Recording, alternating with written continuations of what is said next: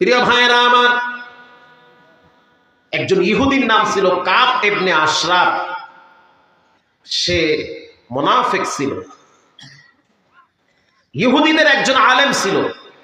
রাসূলুল্লাহর কাছে আয়েশা বলতেছে যে আমি মুসলমান হতে চাই, আমি ঈমান আনবো।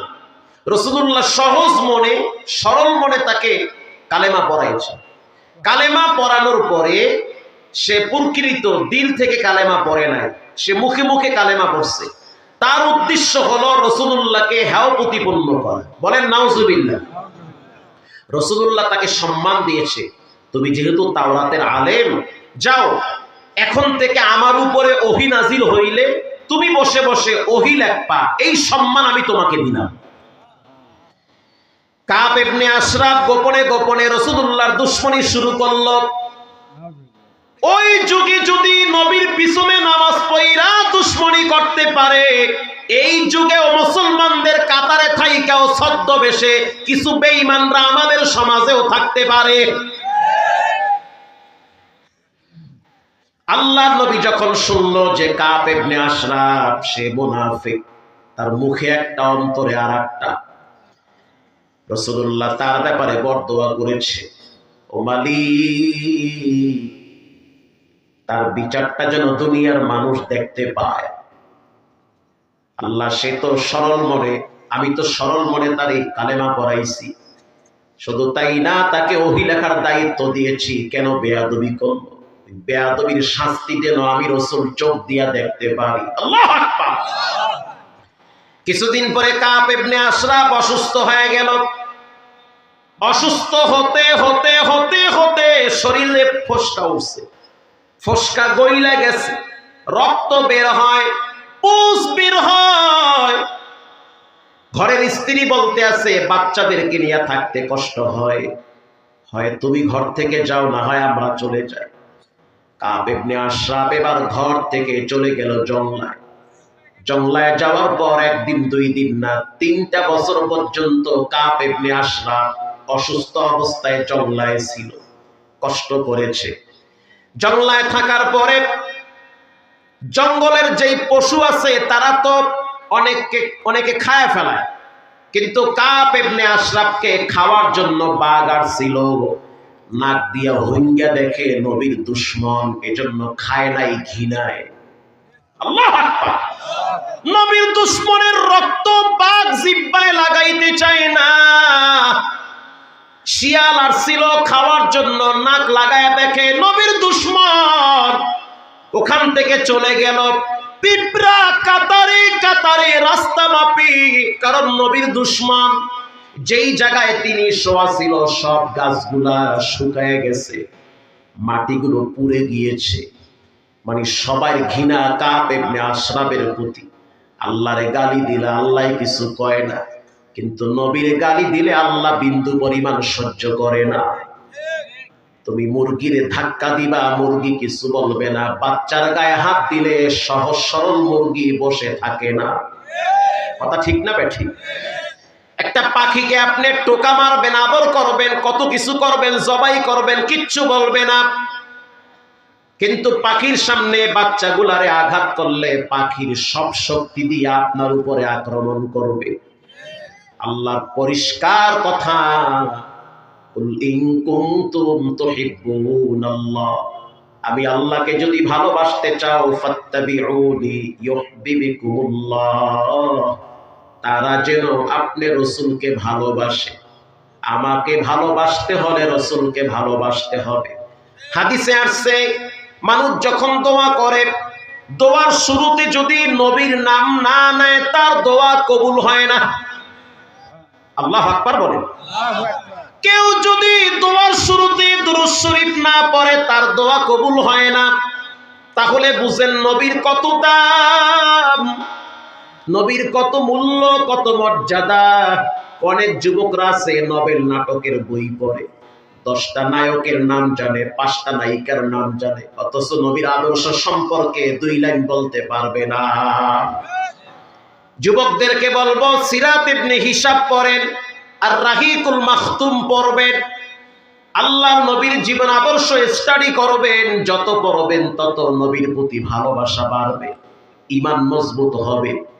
বিশ্বাস করেন কাব ইবনে আশরাফ যেদিন মারা গেল, মারা যাওয়ার পর তার পুরা দেহটা কালো হয়ে গেছে, গোস্ত এখান থেকে ঝুলে ঝুলে পড়ত। শুধু তাই না, তার ইন্তেকালের পর তার লাশ নিয়ে তার বন্ধু বান্ধব যখন কবরে নামাইছে, রাত্রিবেলা দাফন করছে, সকালবেলা গিয়া দেখে কাব ইবনে আশরাফের লাশ মাটির উপরে পড়ে আছে। মাটি হজম করি নাই, কারণ নবীর দুশমনরেও মাটিও চিনে। পরের দিন বন্ধু বান্ধব আবার তার লাশটারে মাটিতে ঢুকাইছে। সন্ধ্যার টাইমে গিয়া দেখলো তার লাশ মাটির উপরে পড়ে আছে। তার মানে মাটির জবান আল্লাহ খুলে দিয়েছে। মাটি বুঝাইতে চায় আল্লাহর নবীর কোন দুশমনকে আমি মাটি ভিতরে রাখতে চাই না। এবার বন্ধু বান্ধব তার লাশটারে ফালা দিয়ে আসছে। ইতিহাস তারপরে কি হয়েছে আল্লাহই ভালো জানে। এজন্য যুবক ভাইয়েরা, নবীর ব্যাপারে কথা বলতে সাবধান। নবীকে যত ভালোবাসবা তুমি তত দামি হবা। নবীর প্রতি সম্মান শ্রদ্ধা যত রাখবা, আল্লাহর কসম তোমার মর্যাদা আরো আল্লাহ দিন দিন বাড়ায় দিবে। আল্লাহ রাব্বুল আলামিন এই কোরআনের ভিতরে বলেন, কষ্ট হয়, একটা সূরার নাম হলো সূরা কাউসার, আর একটা সূরার নাম সূরা ইখলাস। কেউ যদি প্রতিদিন ৮০ বার সূরা কাউসার তেলাওয়াত করে, আল্লামা জালালউদ্দিন সুয়ুতি বলেন জীবনে একবার মৃত্যুর আগে স্বপ্নে নবীর সাথে সাক্ষাৎ হবে। এই সূরাটাকে বলা হয় শানে রাসূল, আর সূরা ইখলাসকে বলা হয় শানে ইলাহি। সূরা ইখলাস এটা আল্লাহ তার নিজের জন্য নাজিল করছে। কুল হুয়াল্লাহু আহাদ। নবী আপনি জানায় দেন আল্লাহ এক, অদ্বিতীয়, একাচ্ছত্ব ক্ষমতার মালিক একজন, তিনি হলেন কে? আল্লাহুস সামাদ। আল্লাহ বেনিয়াস, বেমুখাফিকি, যখন যেটা মনে চায় তখন সেটাই করতে পারে একজন, তিনি হলেন কে? হসপিটালে কেউ হাসে, কেউ কাঁদে, আপনি কেন হাসেন? তা হুজুর আগে মিষ্টি খাইয়া লন, অকয় কি। পরে শুনলাম 13 বছর পরে তার বইয়ের একটা ফোলা হইছে, সে খুশি না বেজার? আবার ওই পাশে গিয়া দেখি একজনের কপালটা ওয়ালের সাথে লাগায় কাঁদে। কেন কাঁদে? সে বলে হুজুর আমার আব্বার কিডনি 2টা ড্যামেজ হয়ে গেছে, ডাক্তারে বলছে নাকি 71 লক্ষ টাকা লাগবে। তার রাতের ঘুম হারাম হয়ে গেছে। তখন আমি চিন্তায় পড়ে গেলাম, আর এই সূরা ইখলাসের এই আয়াত মনে পড়ে গেল, আল্লাহুস সামাদ। আল্লাহ কেউরে হাসায়, কেউরে কাঁদায়, কেউরে ক্ষমতায় রাখে, কেউরে নিজের হাতে রান্নাও খাইতে দেয় না। সুবহানাল্লাহ। দরবেশ বাবায় দাড়ি কামাইয়া বাঁচতে পারে নাই। আল্লাহুস সামাদ। আল্লাহর যখন যেটা মনে চায় তখন সেটাই করে। পৃথিবীর কেউ আল্লাহর কাছে জবাবদিহিতা করতে পারবে না। আল্লাহর যখন যেটা ইচ্ছা তখন সেটাই করতে পারে। পৃথিবীর সবাই একজনের কাছে ধরা, তিনি হলেন কে? আল্লাহুস সামাদ। আল্লাহুস সামাদ, তিনি বেনিয়াস, বেমুখাফিকি, যা ইচ্ছা তাই করতে পারে। ঢাকা থেকে বউ আনতে আইছে বগুড়ায়, বরযাত্রী। যমুনা ক্রস করার পরই এই মাইক্রো গাড়িটা উল্টে গেছে। তো সেখানে বর শেষ, লগে বান্ধবী আছিল, হেরাও শেষ। তো বিয়ার রং আর যাইয়া ওই যে কি কয় শরীরের রক্ত একাকার হয়ে গেছে। আল্লাহুস সামাদ, তার যখন যেটা ইচ্ছা তখন সেটাই করে।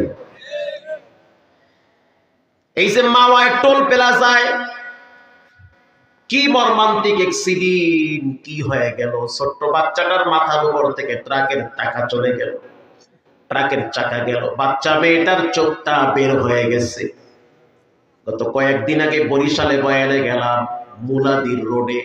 বিশ্বাস করেন, বাম পাশে ট্রাক চলতেছে, ডানে মোটরসাইকেল, মোটরসাইকেলের পিছনে যুবতী মহিলা বসা। একটা অটো আইসা ধাক্কা মারছে, মহিলাটা ছিটকে গিয়ে ট্রাকের পিছনের চাকার ভিতরে মাথা চলে গেছে। শুধু তাই না, ওই মহিলাটার মাথার ঘিলু রাস্তায় রাস্তায় ছিটেছে। যে ওই দৃশ্য যারা দেখছে তারা অনেকে অসুস্থ হয়ে গেছে, অনেকে খাইতে পারে নাই, কয়েকদিন পর্যন্ত অনেকে অসুস্থ হয়েছিল। কি দেখলাম? চোখের সামনে একটা মহিলার লাশ রাস্তায় মাথার ঘিলু ছিটকাইতেছে। আল্লাহুস সামাদ। যারা এখানে বসা আছেন, কালকে হয়তো সকাল হতে পারে, পরকালও হতে পারে, ঠিক না বেঠিক? আল্লাহুস সামাদ। হে যুবক, কত যুবককে চোখ দিয়া দেখছি হাসি মাখা চেহারা নিয়ে ঘর থেকে বের হয়েছে, রক্তাক্ত চেহারা রাস্তার ঢালে পড়ে আছে।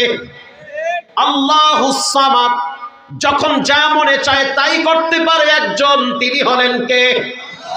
যাকে ইচ্ছা ক্ষমতায় বসাবে। ক্ষমতায় গেলেই যে সম্মান হয় বিষয়টা এমন না। ব্যাপারটা হলো এমন, ক্ষমতা আল্লাহ মানুষকে দান করে পরীক্ষা করার জন্য।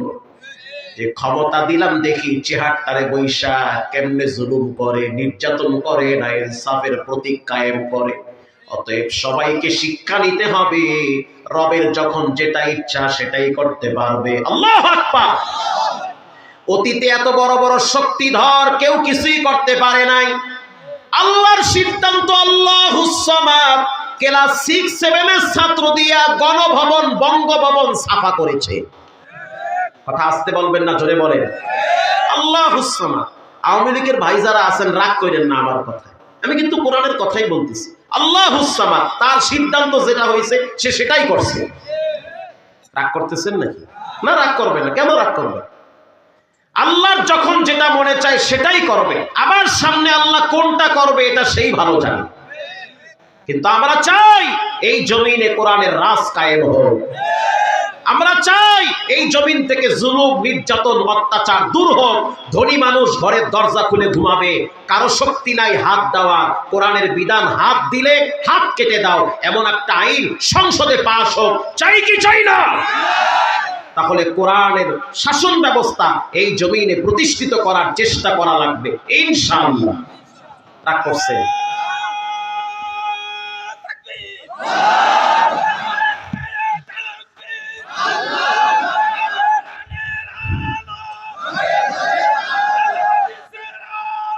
সংসদে গেল এক হও, এক হও, এক হও, এক হও। জিন্দাবাদ, জিন্দাবাদ। আল্লাহু আকবার। প্রিয় ভাইরা আমার, আল্লাহুস সামাদ, বেনিয়াস বেমুখাফিকি, যখন যেটা মনে চায় তখন সে সেটাই করতে পারে। আমারও ভয় লাগতেছে কখন না জানি জীবনে কি হয়ে যায়, কারণ যেটা আমি জানি না সেটা জানেন কে?